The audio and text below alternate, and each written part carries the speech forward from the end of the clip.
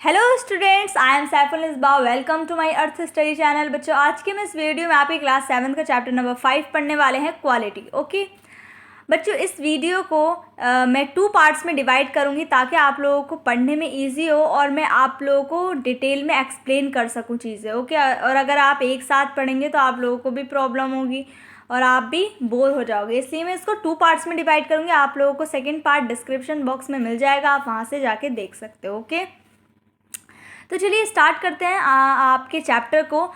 तो इस चैप्टर में आपको क्या बताया गया है। देखो, पहले ही क्या होता था बच्चों, इंडस्ट्रीज़ वगैरह नहीं होती थी तो चीज़ें लोग हाथों से बनाया करते थे और उसमें बहुत ज़्यादा टाइम लगता था, बहुत ज़्यादा मेहनत लगती थी उनकी। लेकिन उनकी जो मेहनत होती उसमें अलग ही फीलिंग होती थी उन चीज़ों में, जो हाथ की बनाई हुई चीज़ें होती थी।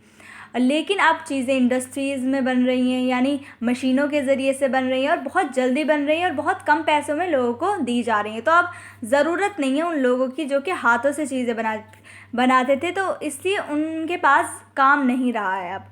ठीक है, और ज़्यादा उनसे अब कोई चीज़ें ख़रीदता भी नहीं है, हाथ की बनी हुई चीज़ें, ज़्यादातर मशीनों की ही चीज़ें सब ख़रीदते हैं। तो उनके जो स्ट्रगल है, जो कि हाथों से चीज़ें बनाते हैं, उनका जो स्ट्रगल है, उनकी जो मेहनत है, इस चैप्टर में उनके बारे में बताया गया है। ओके, तो चलिए हम स्टार्ट करते हैं। Can a shoemaker be called an artist? Yes, if he has the same skill and pride in his trade as any other artist and the same respect for it too. Mr. Gessler, a German shoemaker settled in London, is a perfect artist. Read this story to see how he devotes his life to his art. अब बच्चों, art क्या होता है? Art होती है कोई भी कला, हमारे अंदर जो भी स्किल होती है, हमारे अंदर जो भी कोई भी काम करने का आर्ट होता है। ओके, अगर हम किसी चीज़ में परफेक्ट होते हैं ना, तो वो हमारा आर्ट होता है। जैसे मान लो हमें रीडिंग बहुत अच्छी आती है, या फिर मान लो हमें ड्राइंग बहुत अच्छी करनी आती है, तो वो भी आर्ट कहलाएगा। या हमें कुछ भी करना आता है, खाना अच्छा बनाना आता है, वो भी एक आर्ट होती है, एक कला होती है। तो यहाँ पे पूछा गया है, क्या ना शू मेकर भी कॉल्ड एन आर्टिस्ट? क्या हम शू मेकर यानी जो जूते बनाते हैं उसको आर्टिस्ट कह सकते हैं?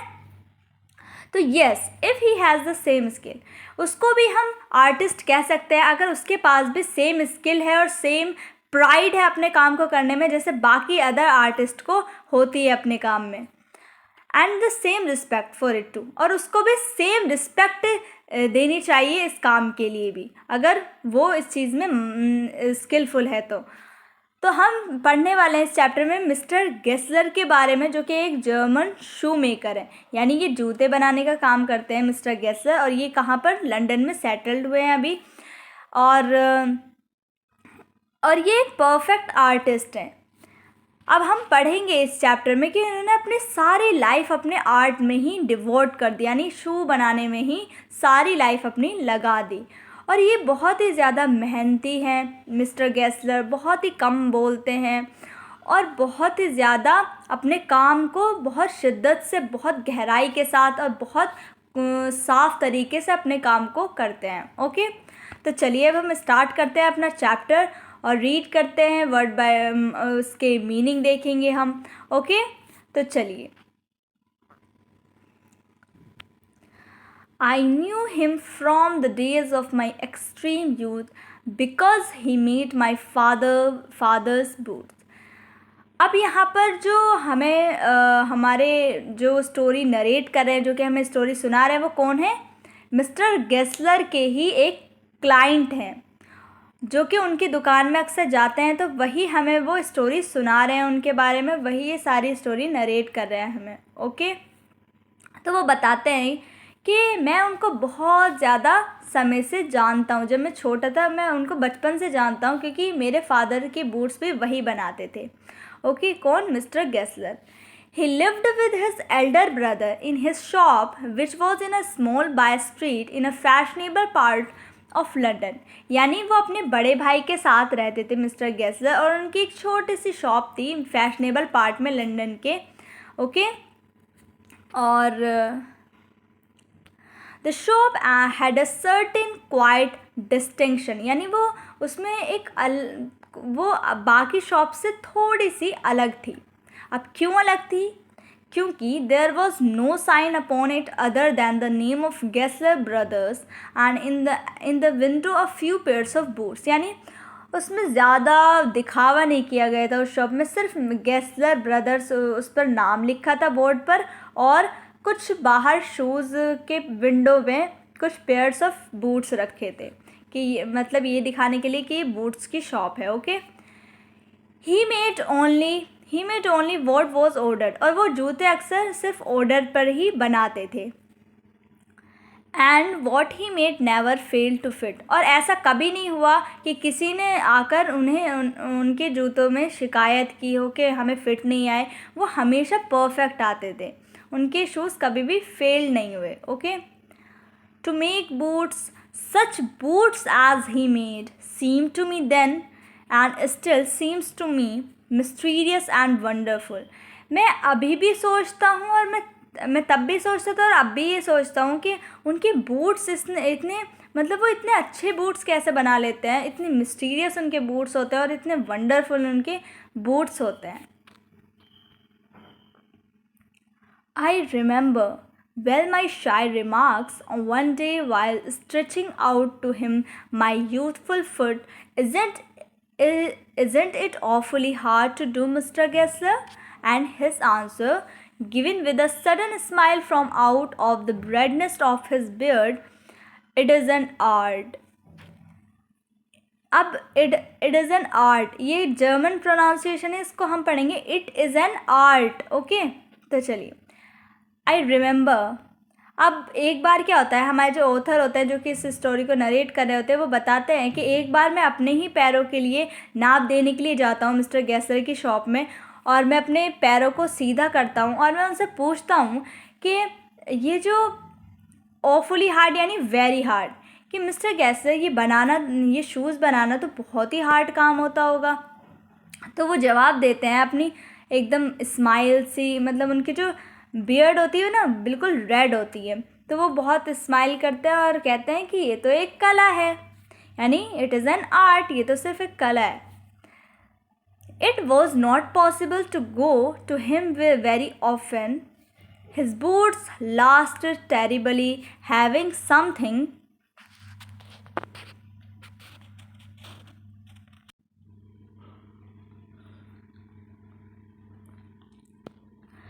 beyond the temporary, some essence of boot stitched into them। अब वो बताते हैं कि मतलब उनके जो बूट्स हैं ना वो इतने ज़्यादा अच्छे हैं कि वो मतलब लास्ट टेरेबली हैं, यानी बहुत लंबे समय तक चलते हैं, और मतलब उनमें कुछ अलग ही बात है। और उनके जो बूट्स के एसेंस हैं मतलब वो बहुत ही अच्छे से स्टिच किए होते हैं, यानी उन बूट्स को बहुत अच्छे से स्टिच किया होता है, सिला होता है, और बहुत ही अच्छी क्वालिटी में उनको बनाया गया होता है। उनके शूज़ जो होते हैं ना बहुत ही ज़्यादा अलग होते हैं।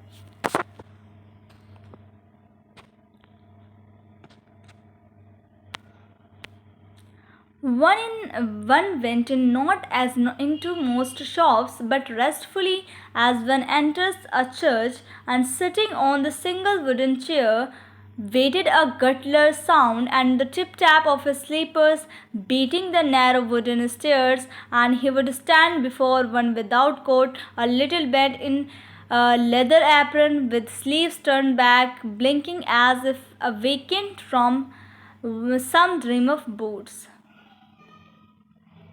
यानी जब भी वहाँ पर कोई जाता था ना उस शॉप में, तो बाकी शॉप्स की तरह ऐसे नहीं लगता था बहुत ही शोर आ रहा है यहाँ से वहाँ से, नहीं। जब भी हम उस शॉप के अंदर जाते थे ना बहुत ही रेस्टफुली, मतलब ऐसा लगता था बहुत ही आराम मिलता था वहाँ जाके, ऐसा लगता था जैसे वो कोई चर्च हो, और हम वहाँ पर वुडन चेयर पे, जब भी कोई जाता था वुडन चेयर रखी होती थी, हम वहाँ जाके कोई भी बैठता था और इंतज़ार करते थे फिर हम। और एक गटलर साउंड आती थी वहाँ से, गटलर साउंड यानी हार्श एंड ग्रेटिंग, यानी जो हथौड़े वगैरह की आवाज़ आती है वो आती हुई होती थी उस शॉप से, क्योंकि वो शूज़ बना रहे होते थे मिस्टर गेसलर और उनके brother. And the tip tap of his slippers beating the narrow wooden stairs, यानी फिर क्या होता था, जब भी उनकी शॉप पर कोई आता था और वो बैठ जाता था चेयर पे, तो वो उतरते थे, अपनी बहुत ही पतली सीढ़ियों से वो उतरते थे और टिप टैप की आवाज़ आती हुई होती थी। और फिर वो क्या करते थे, वो कोई भी कोट नहीं पहनते थे, मिस्टर गेसर कोई भी कोट नहीं पहनते थे और एक एप्रन पहने रहते थे और अपनी स्लीव्स को ऊपर चढ़ाए रहते थे। और वो अपनी पलकें इस तरह से झपकाते थे जैसे कि वो अभी अभी अभी उठे हों और सपना देख रहे हों, अपने ही बूट्स का, अपने जूतों का सपना देख रहे हों। And I would say, how do you do, Mr. Gessler? Could you make me a pair of Russian leather boots?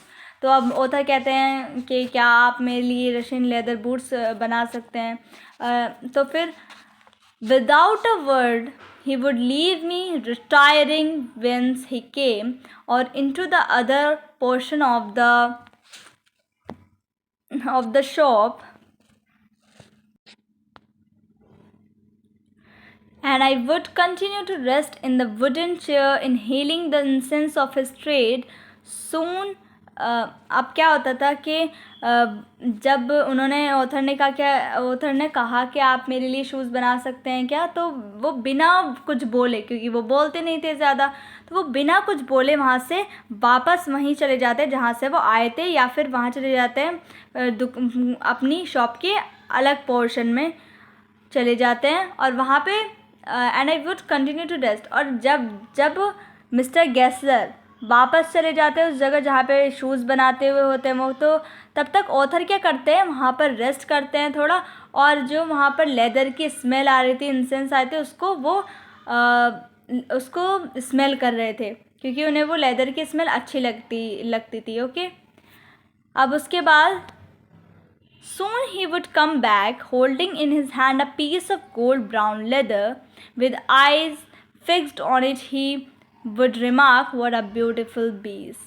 Piece यानी पीस, ओके, जर्मन लैंग्वेज में इसको पीस कहते हैं, पीस को। ओके, तो जब वो वापस आते थे मिस्टर गेसलर ऊपर से उतर के, तो वो अपने हाथ में क्या लाते थे, गोल्ड ब्राउन लेदर, जिनसे वो जूते बनाते थे। तो वो कहते थे, उनकी आइज़ उसी पर टिकी रहती थी, अपने लेदर पर, और वो बोलते थे, देखो ये बहुत ही ब्यूटीफुल पीस है, मिस्टर गेसलर बोलते थे। When I too had admired it, तो जब मैं इसको एडमायर करता था, तो फिर वो बोलते थे, he would speak again, तो फिर वो दोबारा बोलते थे, when do you want them? And I would answer, oh, as soon as you conveniently can. And he would say, tomorrow fortnight. Or if he were his elder brother, I will ask my brother. Brother यानी brother. तो फिर क्या होता था कि जब हमारे author कहते थे हाँ एक अच्छा पीस है, तो फिर वो बोलते थे कि आपको कब चाहिए, ये जो आपको शूज़ हैं वो कब चाहिए, तो फिर हमारे ऑथर कहते थे कि जब आप चाहें आप तब दे सकते हैं। तो हमारे जो ये मिस्टर गेसलर है वो बोलते हैं कि ठीक है, आप टुमारो फोर्टनाइट यानी 14 डेज़ के बाद आप इसको ले जा सकते हैं।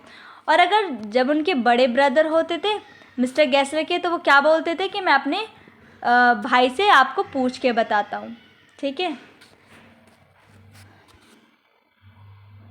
Then I would murmur, thank you, good morning, Mr. Gessler, good morning, he would reply, still looking at the leather in his hand, and as I moved to the door, I would hear the tip-tap of his slippers going up the stairs to his dream of boots. यानी फिर हमारे जो author होते हैं वो बहुत हल्के से उनको थैंक यू बोलते हैं और गुड मॉर्निंग बोल के मिस्टर गेसलर को, फिर मिस्टर गेसलर भी गुड मॉर्निंग बोलते हैं, लेकिन उन्हें बिना देखे, ऑथर को बिना देखे बस अपनी नज़रें वो लेदर पर रखते हैं, जैसे कि वो ध्यान से कुछ सोच रहे हों कि किस तरह से शूज़ बनाने हैं। मतलब बहुत गहराई से वो अपनी लेदर को देखते देखते ऑथर को जवाब देते हैं गुड मॉर्निंग।